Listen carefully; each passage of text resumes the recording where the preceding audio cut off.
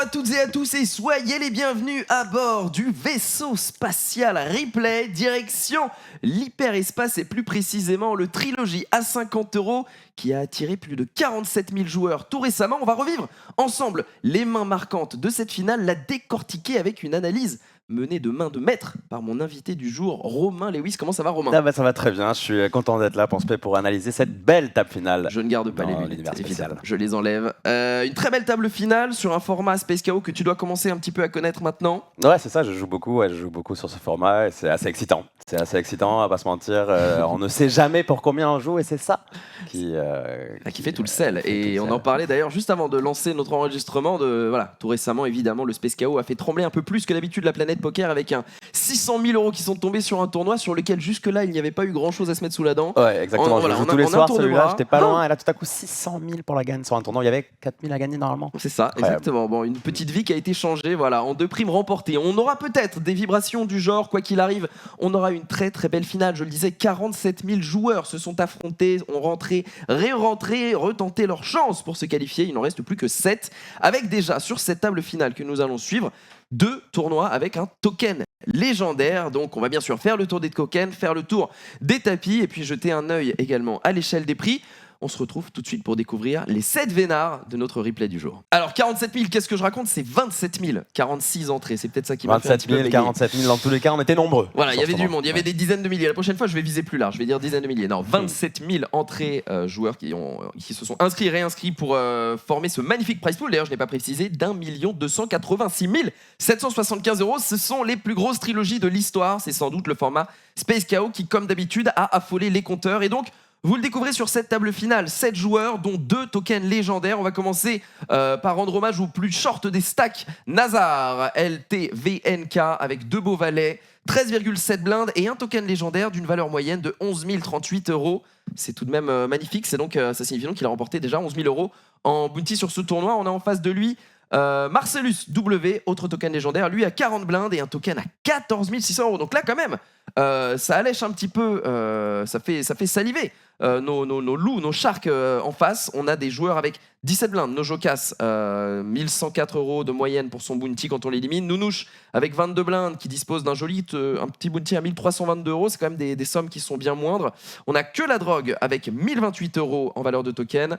On a The Duchess, le redoutable régulier qui enchaîne les perfs sur le site, 3670 €. Et enfin, le chip leader actuel se nomme Kaio Pensamo avec déjà 7000 € dans la besace. Et là, regardez maintenant en dessous l'échelle des prix encore à distribuer. On est assuré de 7500 € pour la 7e place. Ça fera 10 000, 14 000, 21 000, 30 000, 40 000 et 40 000 grosso modo pour les places encore à distribuer. Et donc, vous voyez que les 15 000 € de Marcellus forcément vont peser un petit peu dans les décisions. Alors attention, quand vous remportez un token légendaire, vous ne prenez que la moitié, l'autre moitié vient s'ajouter à votre token. Vous connaissez maintenant la gymnastique des Space KO. On va commencer sans plus tarder avec la première main de cette finale. Et normalement, si vous êtes un petit peu attentif à ce qui se passe autour de la table, vous pouvez deviner ce qu'il va se passer. Nounouche va open, que la drogue va se coucher. 3 bêtes à tapis de Nazar, le short stack, c'est payé dans la seconde. Comme d'habitude dans replay, on perd pas trop de temps sur les mains sur lesquelles il n'y a pas grand chose à dire. On va simplement féliciter, saluer Nazar, éliminé donc en premier sur cette finale. Il remporte 7 500 € et 11 200 € en bounty. Et on va regarder quand même la prime qu'il laisse derrière lui.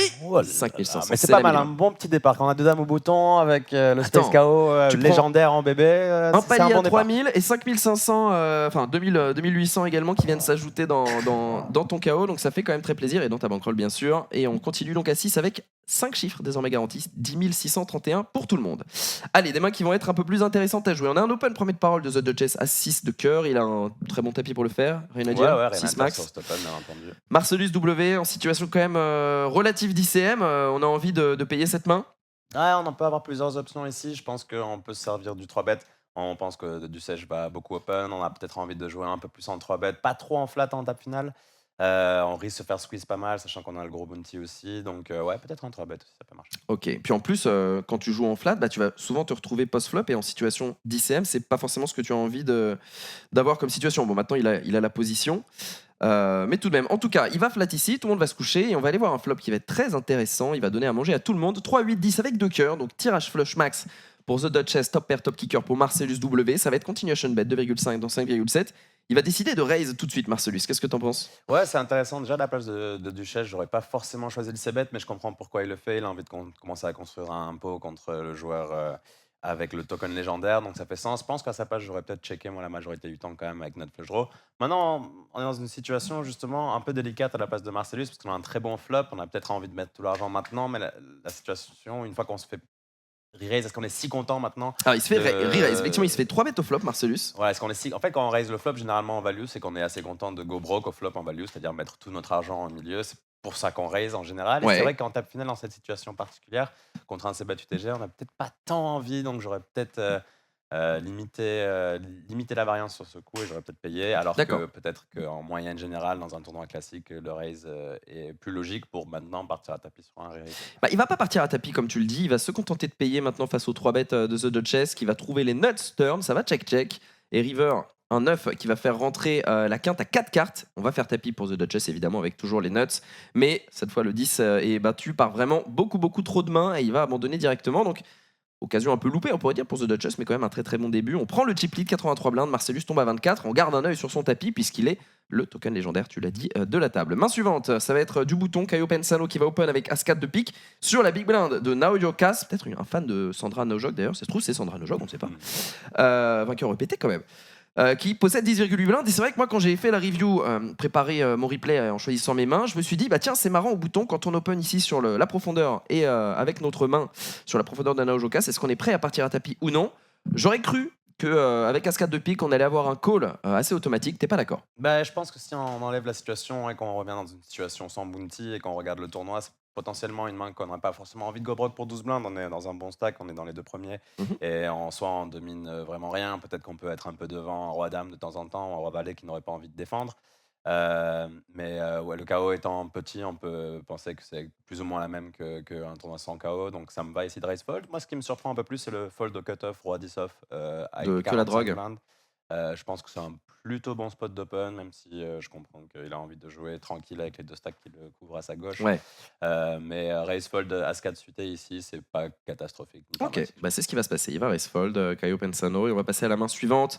Un open de The Duchess qui va être 3 bêtes. Alors on regarde les profondeurs au début du coup, il a 26 blindes nounouche et il va choisir de 3 bêtes As 10 off. Donc bien sûr, on s'en doute, quand il se fait chauve, c'est pour se coucher, donc 3 bêtes fold.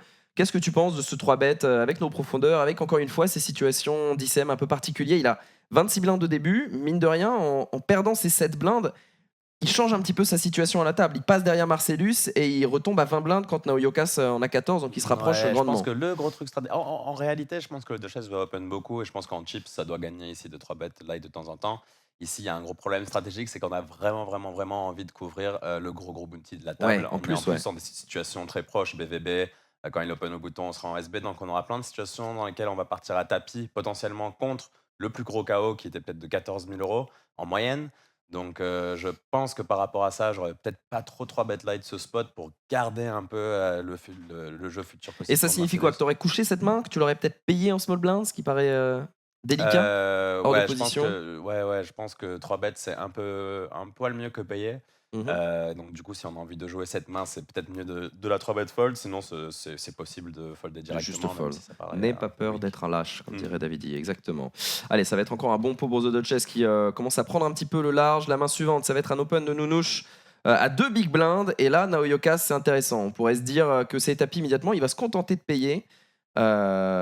Tapis assez simple, non? Ici, Ouais, ici, en je tout pense cas, que on c'est une imagine. erreur de payer quand même parce que, encore une fois, on n'a pas une range très large forcément chez Nounouche qui est open, mais on peut avoir quand même pas mal de mains qui vont raise fold contre un all-in. Je pense typiquement au Broadway, suité, un roi dame, un roi valet, un roi 10. Je pense qu'il va quand même open ce spot assez souvent en couvrant la big blind. Donc, ouais, je pense qu'ici, on a un bon spot de style like de 8. C'est rare qu'on trouve un flop sans overcard. Donc Et ça va pourtant. être compliqué à jouer. Et pourtant, 2 4 6 avec 2 piques. On continue à bet à 40% du pot, c'est tapis et ce sera payé bien sûr. Et il n'y aura pas d'amélioration pour sauver Naoyokas qui était un petit peu condamné pré-flop dans cette histoire. Il va nous quitter. On va regarder son bounty. Naoyokas qui termine 6ème pour 10 600 € et 1079 € en bounty et il ne donnera que 441 € à Nounouche, ça le consolera un minimum. Et puis Nounouche qui fait une deuxième élimination à cette table et qui continue, ma foi, la belle opération. Alors, main suivante, ça va être en bataille de blindes. On est tombé à 5 blindes chez Marcellus, il y a eu une augmentation, il a perdu un petit coup juste avant. 5 blindes en bataille de blindes, tapis très logique avec un roi, Nounouche 4 et 5 off avec le token légendaire Ouais, se obligé retrouve de un peu payer obligé de payer. ici, Antoine, ouais, c'est sûr. On est J'en ai content quand même. ouais, on est relativement content. Le spot, il nous est offert à nous, c'est pas ouvert avant, donc généralement, on va jouer nos 35% d'équité. C'est ce qu'il va faire. Il va payer Ouais. 31%, mais il ne va pas améliorer. On va donner un joli double up à Marcellus qui doit être très content d'être tombé sur 4 et 5 off. Ouais. Mais attention, ça peut aller très vite. On continue avec la main suivante. 3 et 6 de cœur qui va open. 3,5 blindes. Il a un stack dominant. Il couvre Caio Pensano. Il est hors de position contre lui en revanche. Caio avec Roi 7 de cœur qui trouve un call. Logique. Ouais, logique, le col roi 7 suité. Par contre, l'open 6-3 suité, je suis pas forcément fan. C'est pas Ouais. une situation où il peut mettre énormément de pression, même s'il a un stack où il couvre pas de beaucoup. Donc, s'il perd Ouais. à tapis, par exemple, et qu'il perd le coup, c'est catastrophique pour lui. Je pense qu'on est dans une situation ICM où on n'a pas forcément envie de faire grossir des pots entre deux plutôt gros stacks, sachant qu'il y a un stack de 8 blindes et un stack de 20 blindes.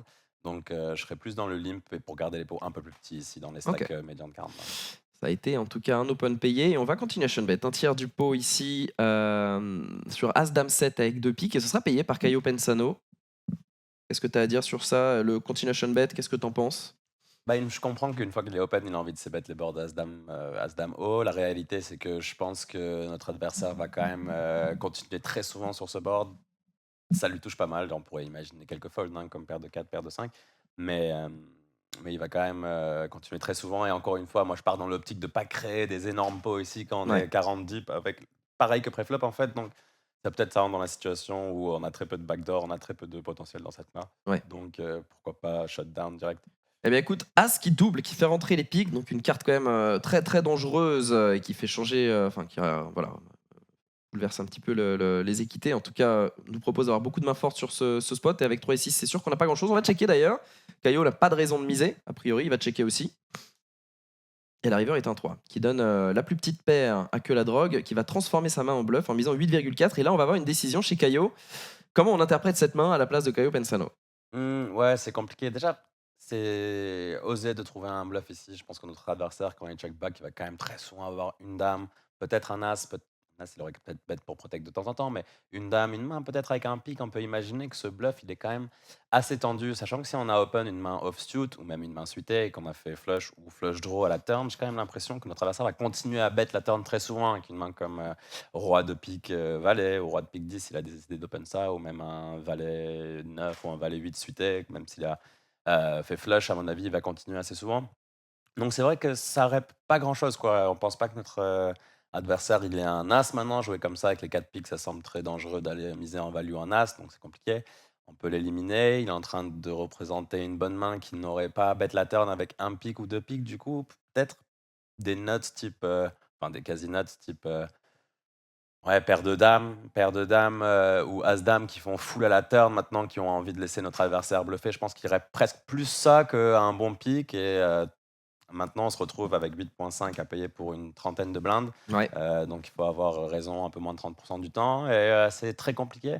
Mais c'est possible que ce soit un call gagnant sur le long terme. Caio qui a fermé les yeux là et qui sait écouter, maître Caio, j'ai envie de dire, sur ce coup-là. Il va payer effectivement avec ce simple 7 qui solide. va lui permettre de remporter un très joli coup et de faire un petit peu mal à que la drogue là qui retombe à 31 blindes mais garde encore une longueur d'avance sur le token légendaire qui d'ailleurs va se retrouver à tapis à la main suivante. Que la drogue, un peu comme tout à l'heure, hein, qui va payer any two card ici. Ça te choque pas toujours? Ouais, c'est ça, c'est le bounty. Même si on est combien? On est 5 left là, donc on est garanti de 15 000 euros. La réalité, c'est que pour gagner en moyenne 15 000 euros sur un bounty, ici pour 5 blindes, il faut qu'on y aille quoi, avec la totalité de nos mains, malheureusement. Mais bon, heureusement, parfois, Et oui, on fait et la oui. meilleure main. C'est le poker. Cette fois, il va l'éliminer avec une vraie poubelle 9 et 5 qui va tenir face à ce Dame Valet dépareillé. Marcellus qui remporte presque 29 000 euros, plus de 29 000 euros même au total, et qui va laisser 7 322 euros, le plus petit.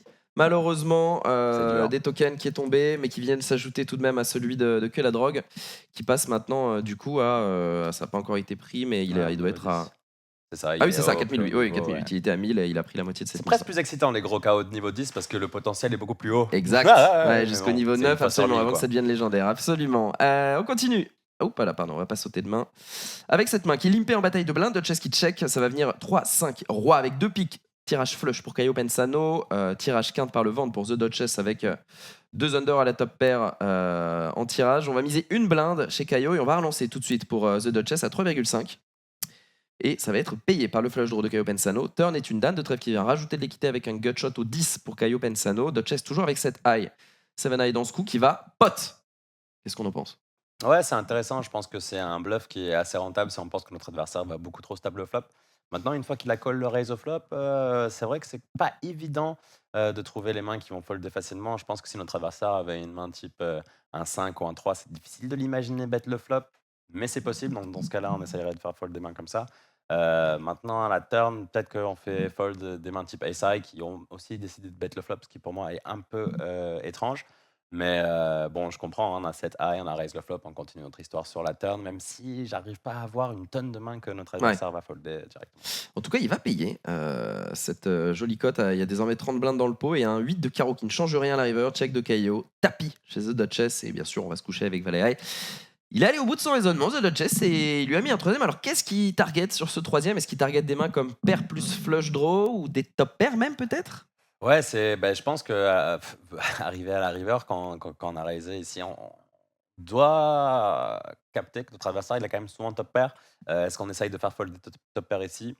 C'est plausible. Après, on a quand même un flush draw qui a loupé, on a un straight draw qui a loupé. On a beaucoup de mains qui pourraient imaginer Ouais. être dans cette situation de raise, mais la réalité, c'est qu'il faut le faire.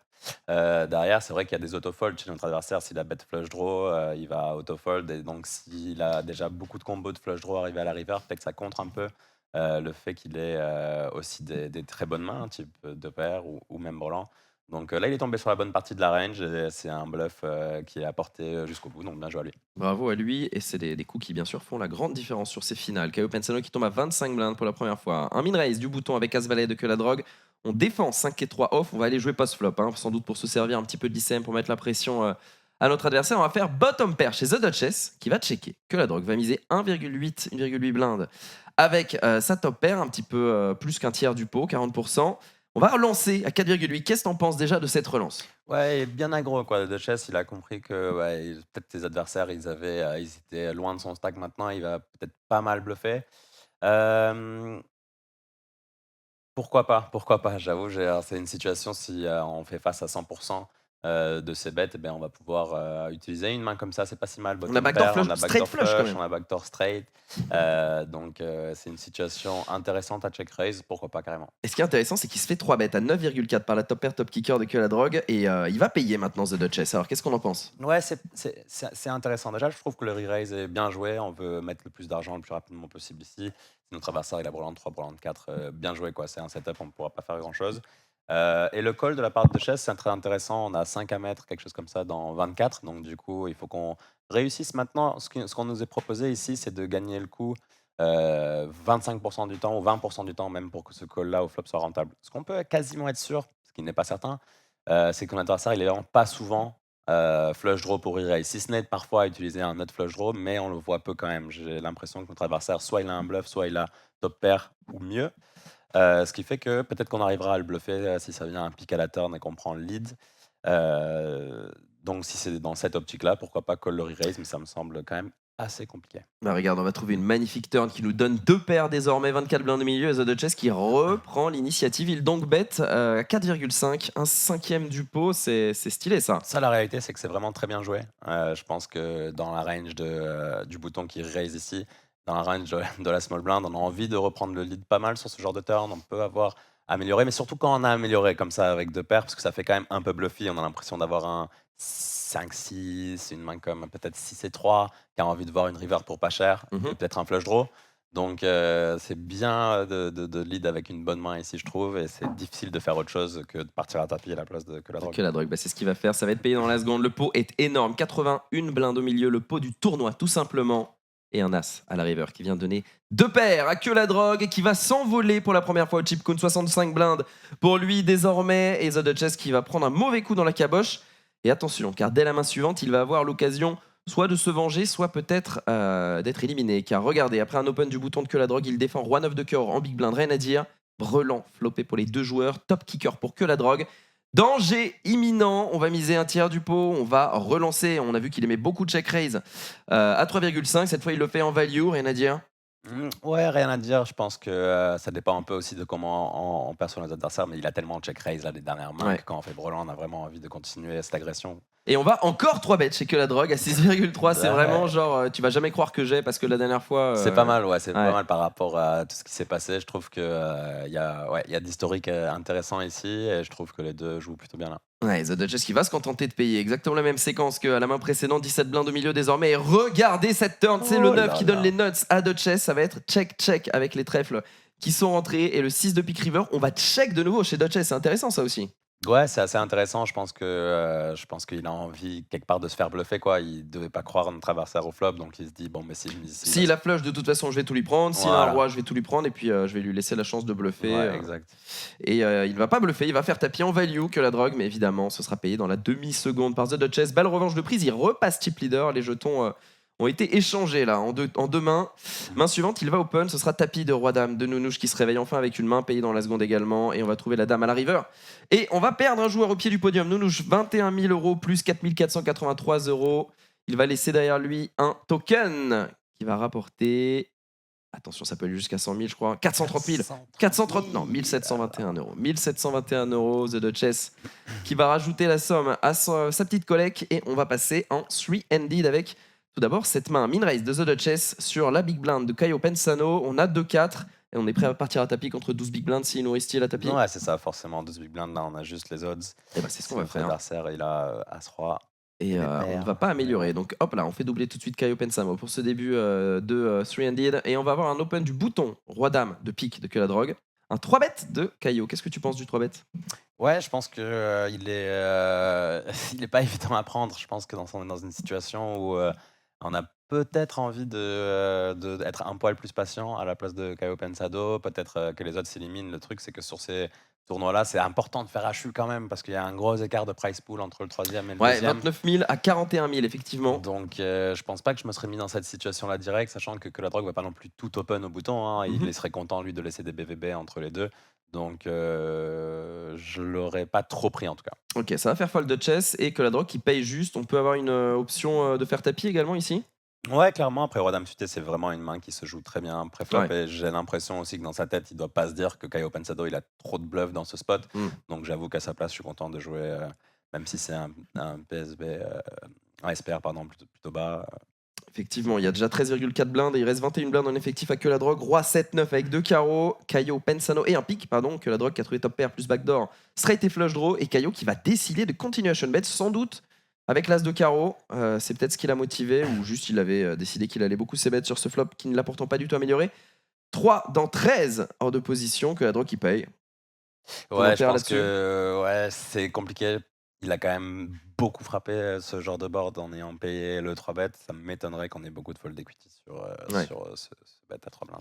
La turn est un 8 de pique qui rajoute un flush draw à la main de Que la drogue. Et là, on va chercher un 2 barrel. Très ambitionnant. Là, c'est vraiment très ambitieux. Ouais. En plus, on se sépare vraiment du pack. J'ai l'impression que si là, on check fold et il nous reste 20 blindes contre 40 blindes, bon, on peut faire quelque chose. Là, on passe à 15 blindes tout à coup. Et on n'a vraiment pas de drivers qui vont... à part un as peut-être sur lesquels on sera content. Là, en plus, quelle main il va payer le flop et folder la turn? Peut-être Dame Valet suité et encore, il a sûrement un flush draw avec de temps en temps. Donc, c'est vraiment très, très optimiste. Allez, on va lui mettre un carton jaune à Caio pour ce 2 barrel. Et sur la river 7, il va retrouver la raison et checker. Tapis de Que la drogue en value, qui ne sera pas payé par Caio Pensano. Ce beau pot qui va lui revenir 44 blindes. Il s'assure peut-être une place pour le heads-up final. En tout cas, on va faire tapis en bataille de blindes avec Dame 10 off contre les 11 blindes de Caio, qui se réveille avec As-9 et qui paye dans la seconde et qui va tenir. Ce n'est pas terminé. On va doubler à 22 blindes. Main suivante, min raise du bouton avec Roi 3 suité. Un ristil assez logique avec As-7 de trèfle. Ouais, là pour le coup, 20 bébés. Et The Duchess qui, mine de rien, se réveille avec une main qui n'est pas forcément des plus confortables. Une décision qui n'est pas forcément des plus agréables à prendre, mais qui est quand même assez facile. C'est ça, avec on 2-8. va dominer trop de paires en dessous, donc on a vraiment trop d'équité contre la range ici pour folder. Et mine de rien, des gros bounty à aller chercher. Donc, ouais. On va payer effectivement Que la drogue s'écarte pour laisser les deux joueurs régler leur compte. On est devant avec ces 2-8 et on va le rester jusqu'à la river qui nous donne Brelan. 60 blindes désormais pour The Duchess et élimination de Caio Pensano en 3e position, 29 200 € et 7 000 € en boutique. On est désormais en HU assuré de 41 000 € pour The Duchess et Que la drogue. Et on va avoir un token à 700 000 7 000 pour The Duchess qui, mine de rien, voilà, nous grappille quelques poignées de milliers d'euros. Ça fait plaisir avant d'aborder son heads-up. Alors, heads-up qui va être assez intéressant et avec beaucoup de grind dedans. Donc, dans les replays, malheureusement, on ne peut pas vous montrer toutes les mains, sinon ça durerait des heures. On va commencer par cette main tout de même qui est limpé, sur lequel on trouve flush draw pour The Duchess, tirage quinte, palais debout pour Que la drogue. On va miser une blinde dans 2,2. Ça va être juste payé par The Duchess. 4 blindes au milieu. Et voilà, le 8 de carreau qui donne les nuts à que la drogue et qui donne en plus du flush draw, straight draw à The Duchess. Attention à peut-être ne pas faire une erreur ici. On va miser pot chez que la drogue. Duchess qui se simplifie un peu la décision en faisant tapis. Qu'est-ce que t'en penses? Ouais, c'est intéressant. Combien de mains ici il va bet pot à la turn pour folder sur un all-in? Faudrait vraiment imaginer qu'il ait pas mal de bluffs qui ont pas trop d'équité. J'ai l'impression que ça peut être intéressant à la place de que la drogue de continuer à miser, mais après ce sizing de pot, moi, il me fait un peu peur. J'ai l'impression qu'il est quand même, assez strong, mais en même temps, on a beaucoup d'équité avec, notre 9-3 suité. On peut être quasiment sûr que notre adversaire, il a pas flush draw avec ce size non plus, donc nos outs sont clean. Après, est-ce que je préfère payer ou est-ce que je préfère, la fast play en espérant qu'il fold peut-être une main comme roi valet ou 6 et 7, une main comme ça, mais ça a l'air, compliqué. J'aurais peut-être, ouais, je sais pas, j'aurais peut-être soit check raise le flop ou, peut-être, juste check call mon équité à la turn, quoi. Ok, bah écoute, il va faire tapis, bien sûr, ce sera payé et la river ne changera à rien. C'est que la drogue qui va prendre ce gros pot et directement repasser à 40 blindes dans ce heads up. Main suivante de notre replay avec un lim bouton 3 et 5 suité. On va relancer avec As-8 en value et ce sera payé par 3 et 5 suité. Ok, 7 blindes au milieu. On va trouver hauteur As, mais avec l'As de trèfle sur un board qui contient 2 trèfles, sur un flop pardon, qui contient 2 trèfles. Roi 9-4. 3 et 5 n'a que du backdoor à se mettre sous la dent.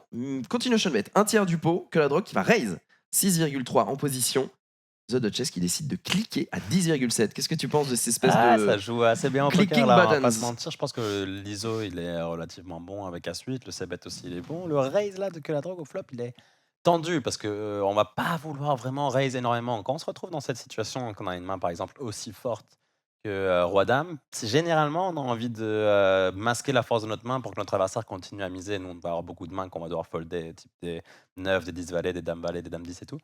Donc, c'est pas vraiment une situation dans laquelle on va vouloir raise beaucoup en value. J'imagine nos meilleures mains, disons roi 9 ou paire de 4, c'est presque évident qu'on n'ait pas envie de raise. Donc, Ouais, donc 9 et 4 à peu près, et je même 9 et comprends 4, c'est pas si l'envie. évident qu'on a envie de raise d'ailleurs, hein. Voilà, je comprends ouais, puis 9 et 4, est-ce qu'on va vraiment aller Ouais, limp call? ouais. Hem, donc je comprends, la vision, c'est qu'on a un backdoor quinte et backdoor flush et donc du coup, ça peut être des mains sympas à raise, mais dans cette situation exacte, je pense que c'est compliqué. Peut-être qu'il sera vu avec, trop de bluff en raisant ici, mais c'est pas si évident à voir non plus. Donc chapeau de chaise qui, reprend le lead ici, qui vraiment a pas sa range capée, qui va pouvoir continuer assez sereinement sur des trèfles et Sauf que 4 bêtes de que la... Non, pas du tout.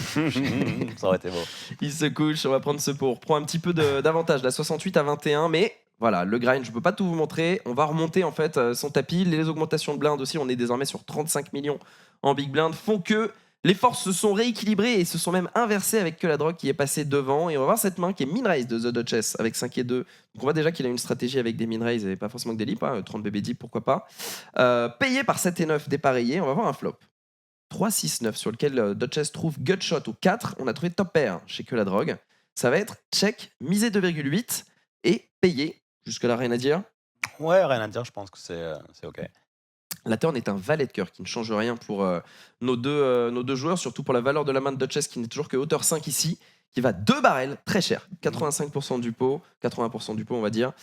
Qu'est-ce que tu penses de ce 2 barrels? Ouais, je pense que c'est assez logique. On a beaucoup, beaucoup plus de valets dans notre range, j'ai l'impression, enfin en tout cas un peu plus que la drogue. Et puis on vise clairement à faire folder un 3, un 6, une main comme 4 et 5, 7 et 8. Il y a beaucoup de mains sur lesquelles on peut imaginer faire folder. Donc je pense que c'est un bon bet. Après, est-ce qu'on est obligé de faire 7.4 ou 6? Bon, c'est OK. Non, moi, je pense que Ok. le sizing est bon.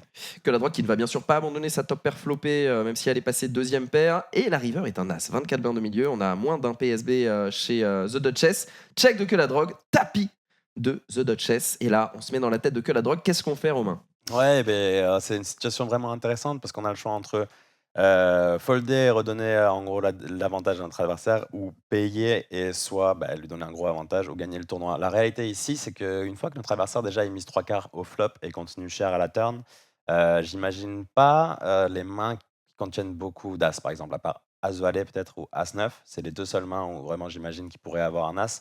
Maintenant, du coup, est-ce que cet As c'est vraiment une scared card? Non, par contre, est-ce qu'il va s'en servir pour bluffer? C'est possible. Maintenant, il faudrait imaginer tous les bluffs possibles et imaginables du Duchess si on parle de mains comme 4 et 5, comme 7 et 8, comme Dame 10 contre Roi 10, une main peut-être comme Roi Dame. On peut vraiment arriver à un nombre de bluffs énorme. Et Ouais. donc, du coup, même s'il a une main aussi faible que paire de 10 en value, ce qui pourrait être le cas, hein, ou un petit valet, par exemple, il pourrait très bien avoir valet 5 et value comme ça, il y a pas de problème. Je pense qu'il y a quand même, si la paire de 10, valet 5 plus en value, il y a quand même beaucoup trop de bluffs. Ici, on a 19 à payer, on va dire qu'on a 20 à payer pour 65. Donc, on doit pas avoir bon si souvent, alors que je pense qu'on peut imaginer vraiment énormément de bluffs. Donc, je pense que c'est un call difficile à faire, mais qu'il faut faire. Mais qu'il faut faire et qu'il va faire que la drogue qui va payer et qui va donc remporter ce tournoi en éliminant The Duchess, pardon, sur ce très joli call avec simplement 3e paire. The Duchess qui va nous quitter donc runner-up, 8086 € en token, 40 880 € tout de même remporté en terminant 2e, et le vainqueur se nomme donc que la drogue. On va observer le double token, surtout le dernier, celui sur lequel, eh bien, ma foi, on peut vraiment vibrer. En tout cas, on a vibré récemment sur Winamax.